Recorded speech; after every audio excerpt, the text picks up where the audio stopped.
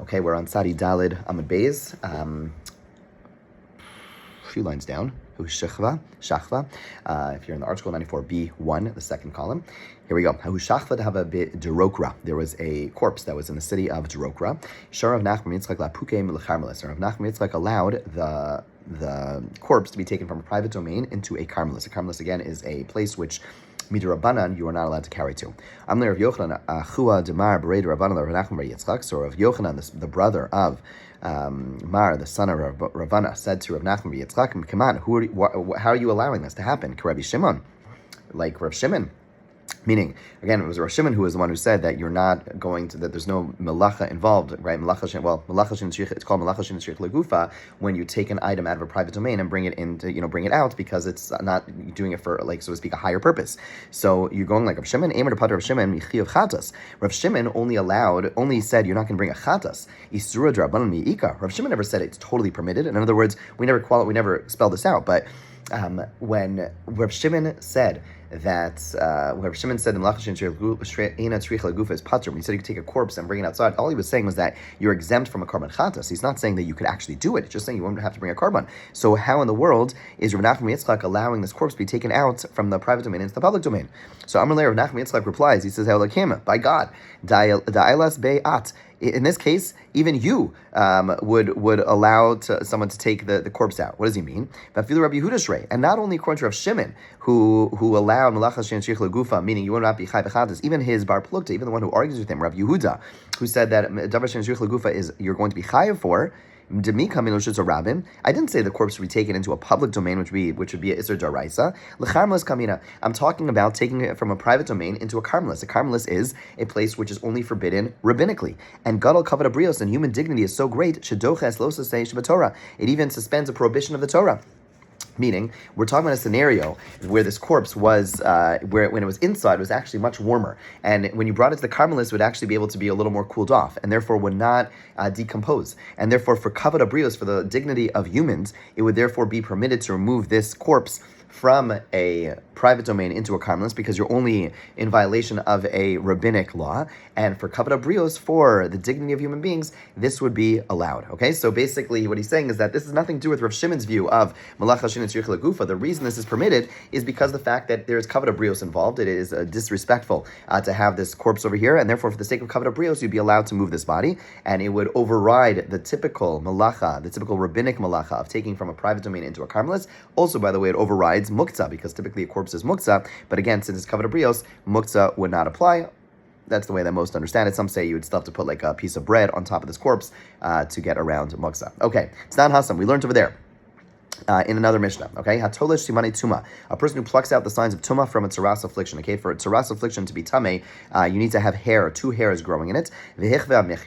Or let's say there's a type of blemish, a type of tzaras, where there is problematic skin, meaning dead skin, and then inside of it is live skin. And let's say if you remove the live skin, what's called michya for the word chai, then you're not going to actually it would not be tzaras. Let's say a person does that. A person takes out the hairs to make it non-tzaras, or they scratch out the michya, the live skin, in order to make themselves not have tzaras. Over blosasei, they're in violation of a losasei. The Torah says, watch carefully the tzaras affliction, meaning you can't mess with it. You can't go ahead and upend the tzaras. You can't, by surgery, whether it's with a machine or by your hands, you can't go ahead and override the tzaras that exists. Itzmar. Okay, but now we get into a little bit more detail. Achas mishtayim. Let's say a person had 2 hairs. In order to have tzaras, in order to be tzaras, in other words, to be considered having tzaras, you need to have 2 hairs growing out of it. Let's say a person removes one of those hairs, chayav.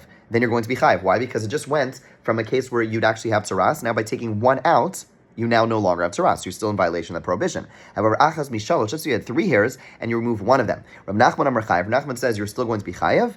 Rav Sheshes Amar Pater, Rav Sheshes says you are exempt. What's the rationale behind this? Rav Nachman Amar chayav. Rav Nachman says you're chayav in the case we take one of 3 ahani maisav, because your actions were potentially consequential. Because all you have to do is remove one more hair, and you would make it no longer tzaras. Okay? So, Azdala Tuma, and it would remove the Tuma.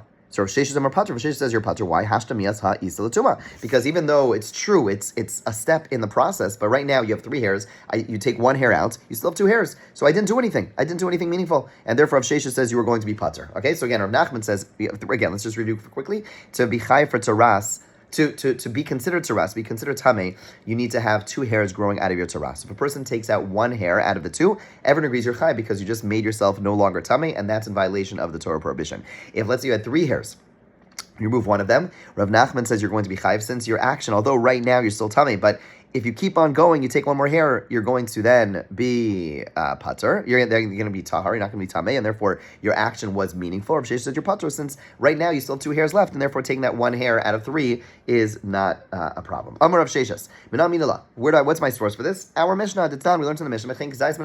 Our Mishnah said if you take out a kazayas size of a corpse, or you take the kazayas size of an olive, chayav, you're going to be chayiv. Hachatzi zayis pater. But if you would take less than a kazayas, you would be exempt. Vatanya, but we had a brisa which says different. A brisa says chatzi zayis chayiv. You're going to be chayiv for half an olive. So which one is it? On the one hand, you have our Mishnah which says for implies half an olive measurement of a corpse, you're going to be pater, and then you have a brisa which says for half an olive measurement, you're going to be chayiv. So Rav Sheshes says this is the way to understand it. My love.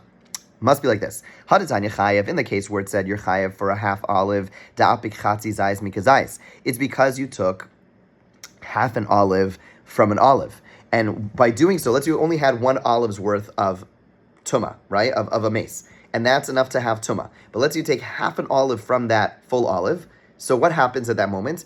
Even though, what happens is that you've rendered the corpse that's left non-tameh. So it's a meaningful action, right? Right. So it's right. So basically, it's a meaningful action, but it's not pater. But when it says you're pater, da'apik chatzi zayis mikazayis umechza is a case where you had 1.5 kazesim, in which and you took a half.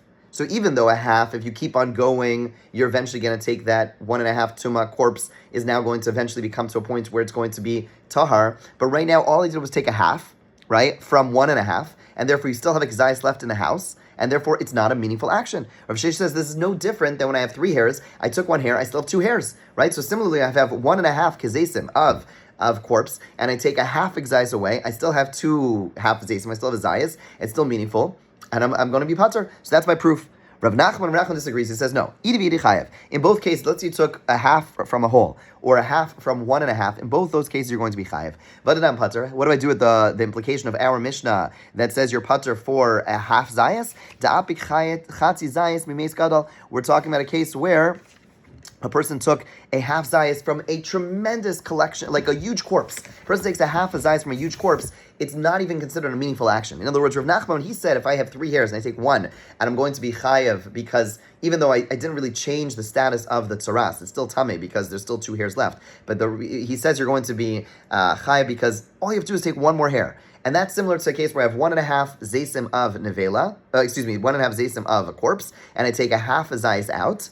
I have a 1 zayis left. I'm going to be chayev because all I have to do is take a little bit more afterwards, and it would render that kazayis of mace no longer tameh. But in a case where I have a huge collection of a big corpse and I take a half a zayis away, that's not meaningful because it's not like it's 1 step away from making this corpse no longer tameh. It's many steps away, and there even Rav Nachman would agree you're going to be pater. Okay, let's begin the next Mishnah. A lot of relevant halachos, very practical halachos out of this Mishnah. A person cuts their fingernails with the other fingernails. Let's say you go like this and you start cutting your fingernails with one nail to the other, okay? Obeshinav, or you start cutting your nails by biting your nails, okay?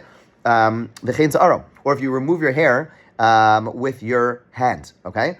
Pull out a hair, or you pull the hair out of your mustache out, or your beard, or a woman who braids her hair, or a woman who paints her eyes, or fixes her hair. Rav Lezer says you're going to be chayiv achatas in all these cases. The Chacham say no, you're not chayiv achatas. They are all only prohibited for a rabbinical. They're only prohibited midirabanan. I'm Rav Lezer. Says Rav Lezer machlokas beyad. This discussion, this debate is only when it's done by hand. V'b'kli chayiv. If you cut your nails with scissors, even though the Chachamim agree, you're going to be chayiv in that case. Pshita, zo b'zotz nan. The Gemara says, of course, the Mishnah said you do it with your hands, didn't say you do it with scissors. So it says, maybe we would have thought that the Rabbanan also exempt a person if it's done with scissors and say that's not an act of cutting, that's not substantial. And the fact that it said if they're done, if you remove your nails with your fingers was only to show how strict Rav Elazar is. Kamash Malan, no, we come out and we say no. Really, Rav Elazar, Sorry, to teach you how strict Rabbi Eliezer is. Kamashlan Rabbi Lazar, those two names are a little confusing. Rabbi Lazar is telling us that no, the Chacham agree, if I were to use nail clippers or scissors to cut my nails, then I'd be chai v'chatas. If I use my fingers to cut my nails, then it's aser, but it's only aser midurabanan. Okay? From Rabbi Lazar, machlokes la'atzmo. And Rabbi Lazar says the machlokes is when I cut it for myself. If I cut my friend's nails with my nails, then I'm going to be exempt.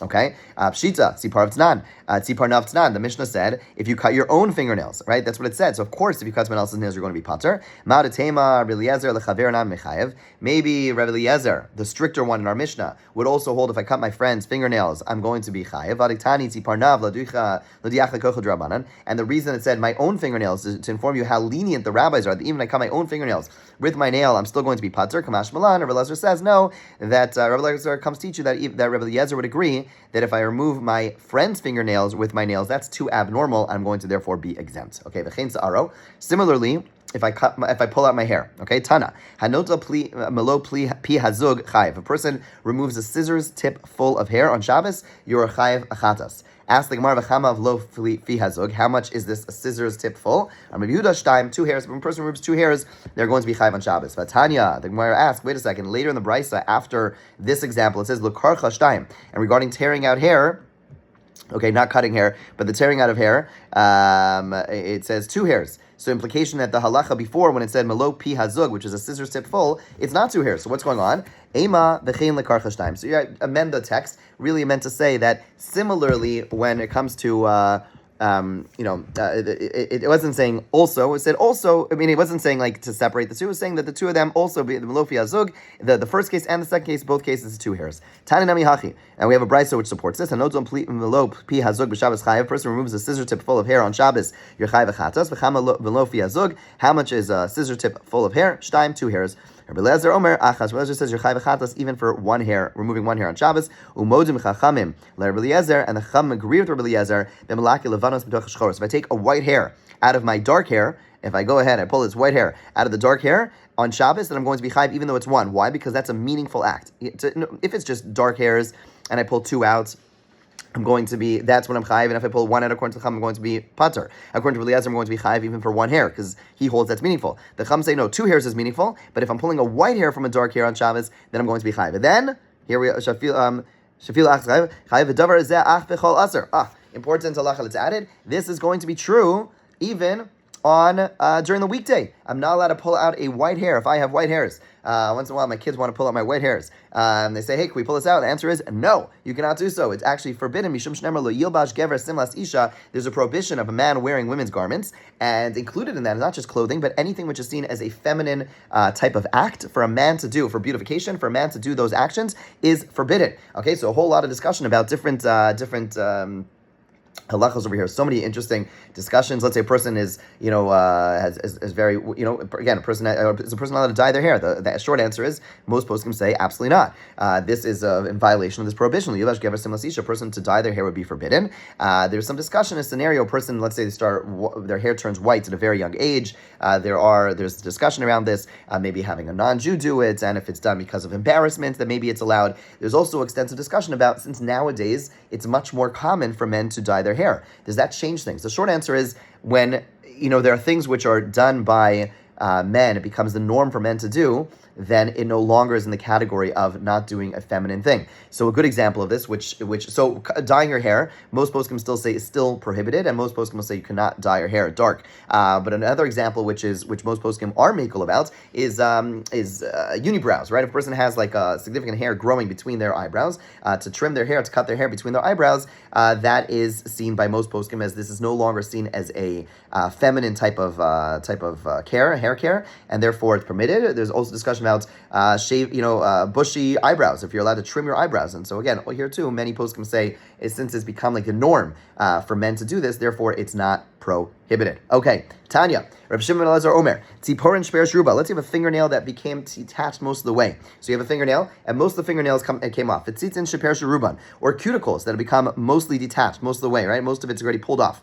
Biyad, meaning it's like just hanging, right? A little bit. Biyad motor, if you do it with your hands, it's allowed. Bechli chayv chatas. If you cut it off the nail or the cuticle, you're going to be chayv chatas. Ask the Gemara, miki midi, is there something? Debechli chayv chatas, uviyad mutter lechatchila. That, there's such a discrepancy. If you do it with utensil, you're chayv chatas. If you do it with your hands, it's completely exempt. Normally we say, you're completely allowed. Normally we say, okay, if you do it the normal way, you're chayv chatas. You do it the abnormal way, you shouldn't do it, but you're not going to bring a chatas. But here we're saying, you do it the normal way, you're chayv chatas. You do it the abnormal way, totally mutter. Like, it's totally fine to do. That's weird. So, achi gamar. Gemara says this is the way to read the brisa.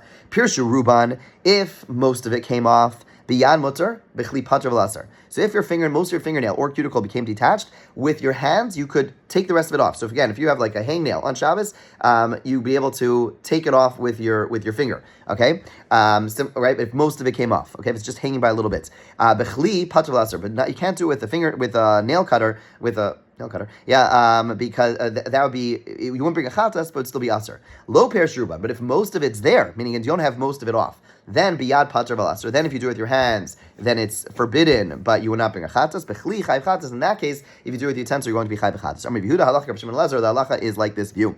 Amar Rabba Bar Chanan Rav Yochanan. Who should pirshu klape mala? This cuticle became detached towards the top of the finger. Okay, meaning they started disconnecting by the fingernail, and then it's going into your nail, so it's actually painful. Umitzaroso, and therefore there's discomfort. The same with the nail. It has to be a situation where there's tsar as well, where there's pain. That's when it's completely allowed. But if there's in pain, it's just there. Don't touch it. Okay. V'chein hagadela. Similarly, a woman who braids her hair or paints her eyes or fixes her hair is liable according to Eliezer. Godelas kochelas uv'sekes mishum mai mechavia. What is the reason he says you're chayv in these cases? Amar Rav Avin, Amar Rav Yosi, and he says again you're chayv mido raisa. Amar Rav Avin, Amar Rav Yosi, Rabbi Chanina. Godelas mishum oreges. Braiding your hair you're chayv because it's similar to weaving. Kochelas mishum koseves. Painting your eyes is like writing. Posekes mishum tova, and adjusting hair is like fixing your hair is like spinning. Amar Rabbanan made Ravo. The Rabbanan said to Ravo, "What? This doesn't make sense. V'chi derech ariga v'chach. Is this normally to weave? People don't weave with hair. V'chi derech ksiva v'chach. People paint their eyes. That called considered writing. V'chi derech tviya v'chach is fixing your hair like spinning. That's not the case. Elam Ravo liddi mefarshali minad Rav Yosef Rav Chanina. I was taught the following explanation.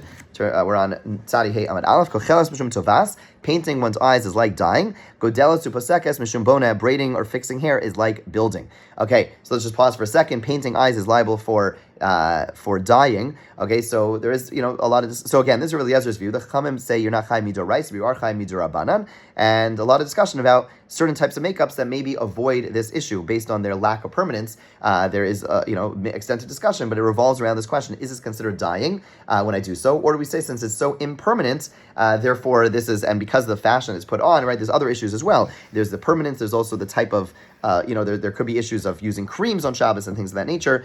So those are some of the issues that come up when we talk about Shabbos makeup. Okay, ask the Gemara. The Gemara says, why is it that when you braid or fix your hair, you're going to be chayav for building? Is that called building? The Gemara says, yes. The pasuk says when Chava was created, that Hashem built the side that He had taken from the man into a woman. So it says, okay, the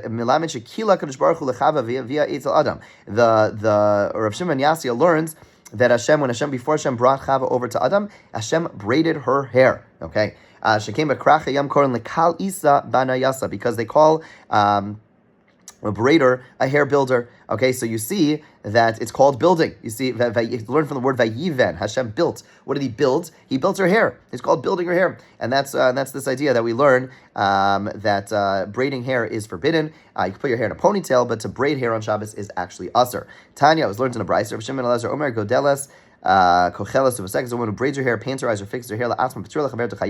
She does it for herself. She's not liable. If she does it for her friend, if she does it for her friend, then she is liable. Meaning, doing to oneself, it's hard. It's not going to come out as good, and therefore it's still usher. But it's you're not going to be chayiv. Just we talk about fixing your hair. So the poskim do say you can use a soft brush if you want to brush your hair. If you know that if it's very likely that hair won't come out. So probably usually more for men. But you can have like a very, very, very soft brush that could be used on Shabbos if you're fairly certain that your hair is not going to come out. By the way, there'd be no difference between hair and a sheitel head. A sheitel, it'd be the same thing.